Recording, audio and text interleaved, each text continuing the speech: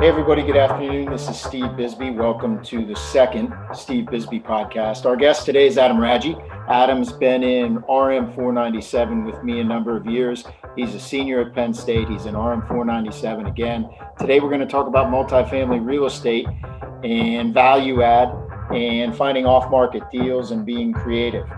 So welcome, Adam. Thank you very much for joining me today. I appreciate it. Yeah, no problem. I'm happy to be here. And, ever since I met you 4 years ago, kept climbing the ladder, learning new things that you taught me, things on other podcasts. And now I'm on your podcast. So it's pretty cool. That's awesome. I thought of you. I just hit pause on the Pat McAfee show today. He's broadcasting again. Great podcast. He's from your neck of the woods. For those of you who don't know, we'll talk about other podcasts that you might have interest in. Not sure if you'd be interested in Pat McAfee's show or not, but he went to West Virginia. He's a former football player, a punter, believe it or not, with the Indianapolis Colts. And one of my, he's probably one of the funniest guys out there in sports radio today. So with the Super Bowl going on, it's a lot of fun. And he's from, where is it, Plum Borough? Adam? Lower Borough or Plum. Yep. It's east of Pittsburgh. And where are you from in Pittsburgh? South of Pittsburgh. South Hills, Washington County. It's called. How many properties do you own right now? Me is 6 over 18 units. Wow, that's impressive. So what are you, 21, 22 years old? How did you get involved in real estate at such a young age? Sure. So I'm 22. I'm a senior at Penn State. And it sort of happened. So my dad saw one of those infomercials on the TV, and it was Fortune Builders. It's go to this seminar and that whole sort of thing. And my dad is a real estate investor full time. And so he just wanted to get me introduced to it without him just spewing everything down my face, like saying all these things, do this, do that. He wanted me to see it from someone else. So we went to this 3 or 4 day event over Easter in 2016. So that's 5 years ago. So we went there and I'm taking notes and my mom's there, my dad's there. And we're hearing all different things. They kept saying other people's money, OPM, right? And my dad's like, man, this is cool. And he's thinking, hey, I could lend money to you, Adam, and you could get a loan. Therefore, it's a win-win. He can make some money on the interest on the loan, and then I could get my feet wet buying deals. But I really had no idea what I was getting into. All the terminology, it was like learning a different language, as you know. So then we went about and we weren't even looking for a deal. And someone that he did a job for, because he's a contractor, said that this one deal came to them and they wanted to get rid of it. It was a distressed sale, single family house, 3-bedroom, 2-bath. And we took a look at it. So we took a look at it, and I'll share my screen and show exactly what it is. And it was this house right here. So you might say, it's about $33,000 we bought it for.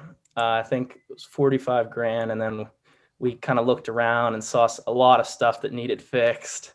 So after about a whole year to do the renovations on this, we put in about $40,000. And I'll tell you, it took that whole year because I was doing a lot of the work. Yeah. And I was doing it along, workers coming here and there because my dad was helping me and helping coordinate, but he wanted me to go there and really get my hands dirty. Yeah. Yeah. Well, I mean, look, I know what the audience is saying right now. This does not appear to be institutional real estate. So why don't you just break down the experience and why you feel that at such a young age, you are learning the ropes of the institutional game, albeit with this single family home acquisition.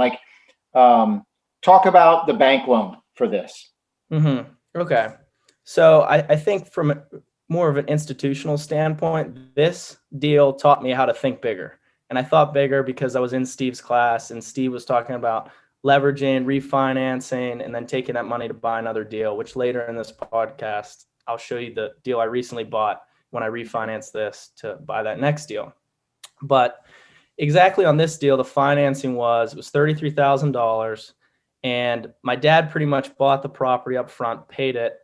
And then I had a note with him, and it was actually a 4-year note. So I was paying him off in 4 years, 4-year amortization. Wow. So I was pretty much taking all the rent I got from this property, and I was just paying that note off consistently. So a lot was going toward the principal. I put down, I think, $5,000. So I had a little bit of extra money to do the renovations. And it took a year because someone was living there that was okay with us renovating it at a reduced rent. So therefore we could get in and chip away at it. And it was sort of a win-win on that situation. Yeah. So I was paying down the mortgage. Go ahead.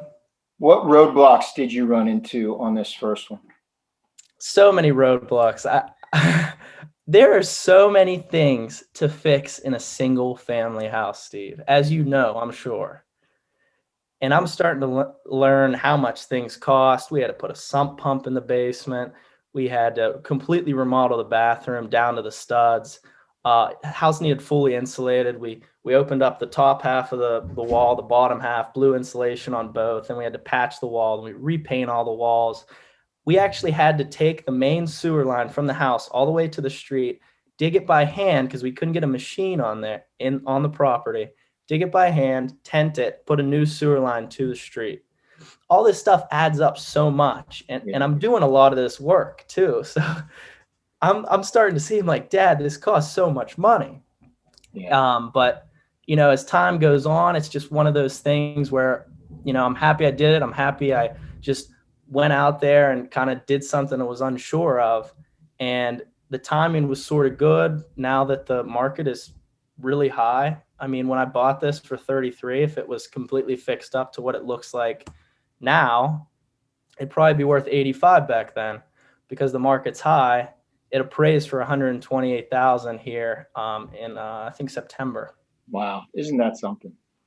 Well, I want to transition to your latest deal so you can walk us through it, and then we can get to overall lessons learned and parlay it into your case competition experience. But why don't you fast forward to the most current deal you want to talk through and just give us the story. Sure. So this is one of those things where Steve and I were talking. It's so hard to find deals, right? You're going on the MLS, and right now you just don't find deals on the MLS. So what's the next step? You go to look up tax record, who owns properties that look like they need a little bit of work, or maybe the owners owned it for many years, or someone inherited it, and you try to contact them. You try to get in touch with them. And I saw this property here. I drove past it and I said, man, I'd love to have that property one day. And so I sent him a letter, and the owner called me. And she was interested, and I talked to her, and I actually told her, I said, I understand you're elderly, and my dad owns a construction company, as we have many connections to subcontractors. And, if anything goes wrong, I wouldn't mind giving you a bid or giving my 2 cents on how we could fix a problem for you. So right there kind of built a connection with her, and she was happy. And she said, you know what? Well, if we ever do think of selling, we'll call you. So 6 months went past, and never heard a phone call, which that happens very often. So, how do you follow up? How do you get that next step in the transaction? So lucky enough, her nephew moved in behind where my parents live at home. So we were just going to see our new neighbor. Hey, how you doing? And we started talking, and he mentioned that he was related to the lady that owned this property. So then we started to build a little connection there, and we got a phone number of another partner that owned the property. So right there, then we were talking to both partners, and, something happened where they wanted to get rid of it. The property wasn't really making money for them anymore. So we said, hey, if they said, we're going to get it appraised, and if you like that value, maybe we can sell it to you. I said, okay, no problem. So they got it appraised for $315,000, 6 units. 2 of them are 2-bedroom, 1 bath. And the ones at the bottom of the screen are 2-bedroom, 2 bath. In this marketplace, these places looking sparkling, beautiful, $850 a month. These are all renting for on average about $550. Wow. So right there is a huge upside in rental increases. Now, if this property had garages, you could get $950 each. And I'll show you later on how you can maybe build garages on this property. So, I mean, right there, it was a big deal in that sense that there was a lot of value add, as Steve said in the beginning. So I gave them full price because I knew the upside to this deal. If you got those rents up, not even to market, say to 750, which is achievable, with doing minor renovations, maybe some new appliances, maybe new landscaping, making routine maintenance requests easier for the tenants, having salt there in case they need to salt their walks, keeping the laundry area clean, plowing the snow regularly. The last people never really plowed the snow. So all those things add up, and I think that it would be a better experience for the tenants. And I think they would be reasonable to an increase. And I'm not going to make it dramatic in the sense that, hey, next year, $200. That's kind of crazy. So I'm trying to figure out how I can do more of a structured increase over the next 3 years to come up to say $700 a month. Does each unit need the same type of renovation? Yeah, so each unit is actually in very good shape. Like, it needs painted if someone moves out. It needs possible new rug, maybe. But I think if you just spruce it up with appliances in each apartment, the bathrooms are in great condition. No bathroom repairs, maybe a new faucet, or the cabinets are all in great shape. The countertops are in great shape. And you just have to know your market, right? You have to know, if I go in here and I put all this money in, get granite countertops, top of the line appliances, and I'm putting new doors, new windows, you can only get $850 a month. So, you have to figure out what's that optimization where you can really get your best return and also have an enjoyable experience for the tenants. How did you finance the 308? Sure. So I refinanced my first property. That property was paid off last May. So it was paid off, and I went to the bank that I dealt with on past deals. And because after I bought my first house, I started using bank financing. So I started to have a relationship with this bank, and I refinanced that first property. I was able to pull out $100,000, and I needed 20%, 24% with closing costs for this deal. Ended up being around $70,000. Took that equity immediately, put it into this property. Now I own 2 properties,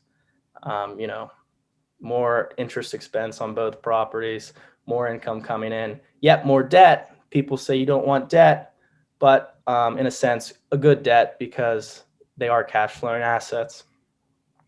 What's the total amount of cash you think you're going to need in the next year to continue the process? And where's that cash coming from? Has the bank financed any renovation cash?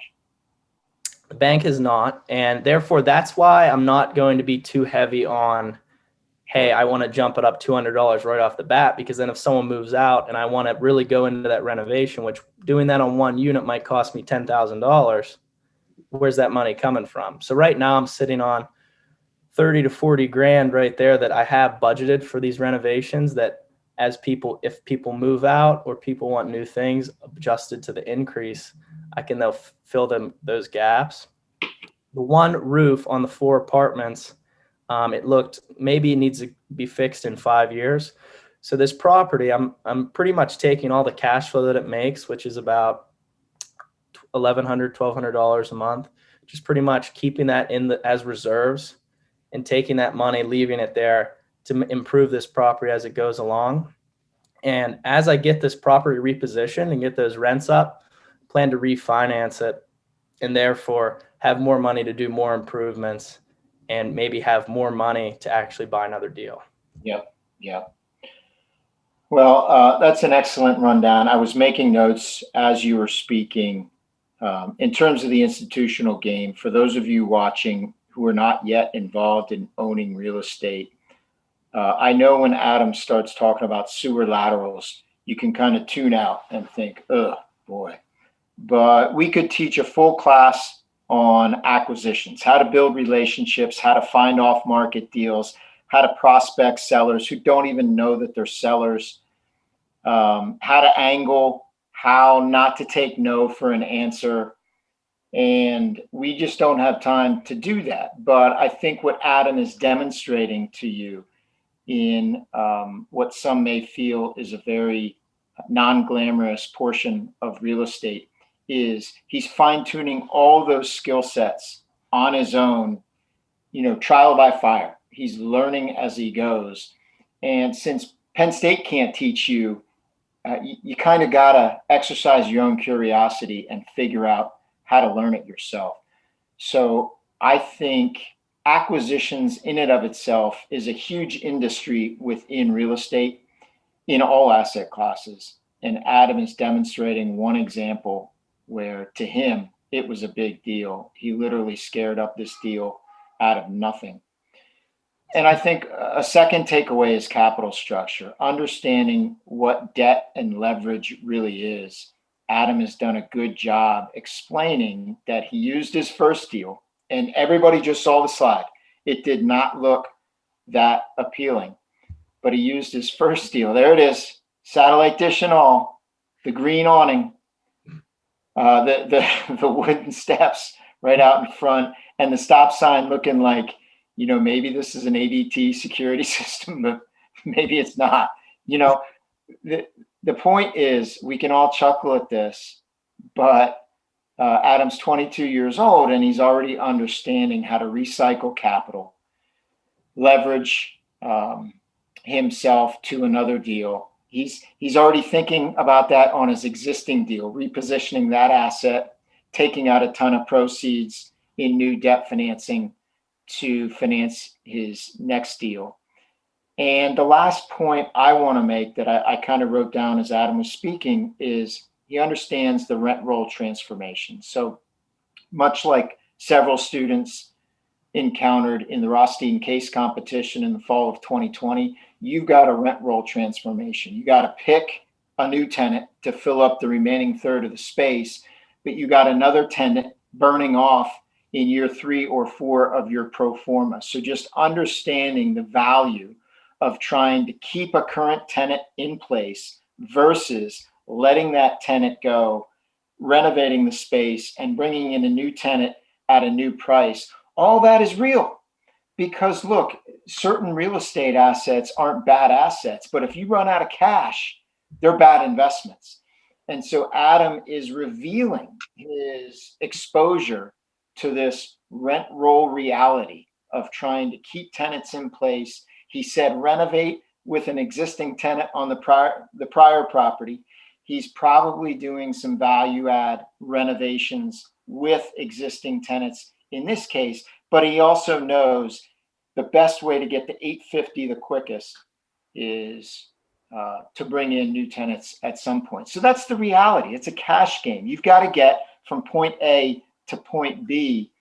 And I think that's what's exciting about this presentation is from A to B doesn't always leap off a case study right out in front of you. Adam, what other thoughts do you have? Do you have any other slides you want to share with us before we wrap up?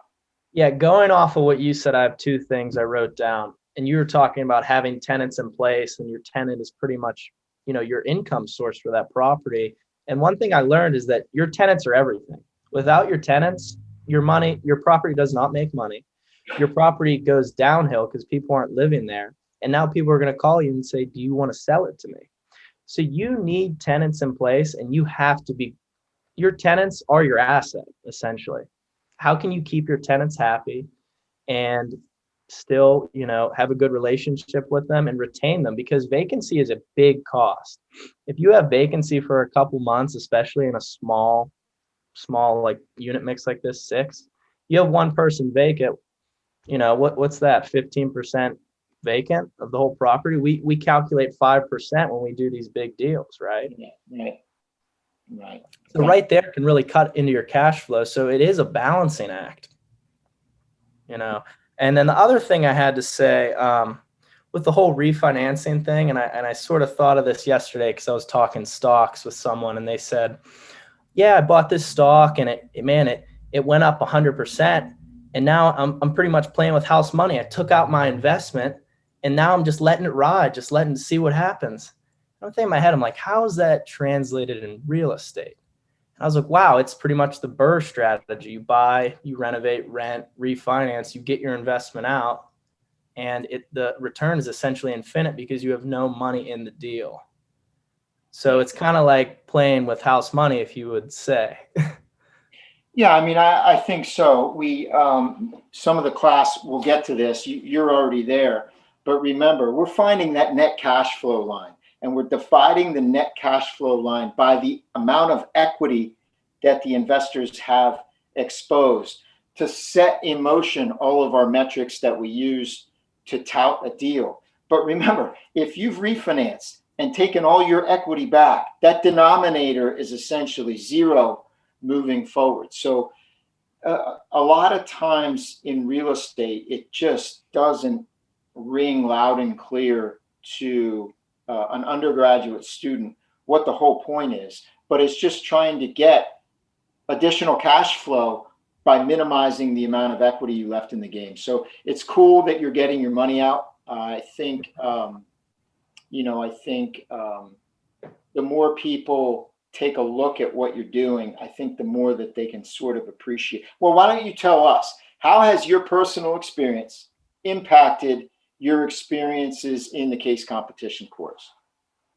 Yeah, 100%. So my individual experiences, I see hands-on how important the tenant is, and without the tenant, you pretty much don't make money. And so when we're doing that office case, we're doing, it's 3 tenants that are leasing office space, and some teams might glaze over, well, if this person's not there for the next 2 years, and it's like, wow, 2 years, you discount that cash flow in the future, and you're taking 2 years, dollar today is worth more than a dollar tomorrow, and you're losing all that money up front. Is it better to maybe extend their lease and keep it the same and not do an increase where they would leave and move? Because all these vacancies can really, reduce your net cash flow at the end of the month. And I see that hands-on when I do my properties.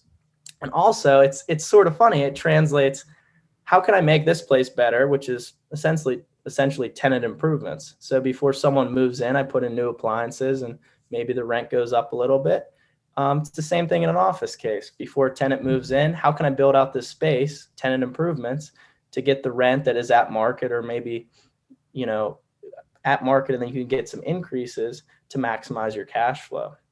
So multifamily sounds really basic, and I think a lot of people overlook it in that sense on a small scale, doing what I'm doing. But it's all sort of the same sense when you look at it from different assets. Yeah. All right, good stuff. Thanks, Adam. I appreciate it. I'm going to invite the listeners that, to the extent you have questions when you watch this at your demand, please feel free to follow up with Adam directly, right, Adam? I mean, I assume you're open to people there's Adam's contact information right there. We'll talk a little bit more with Adam about this at the next class. And Adam, that's awesome. Thanks so much for sharing that with us. And well done. You're 22 years old. You're learning things now that I didn't learn for several years after I was 22. So really well done. Thanks for joining us today. No problem. Thanks, Steve. Happy to be on the show, and I hope I created some value for the listeners out there. And feel free to email me. I'll respond, and we can connect and that sort of thing. So thanks. Awesome. Thanks, Adam.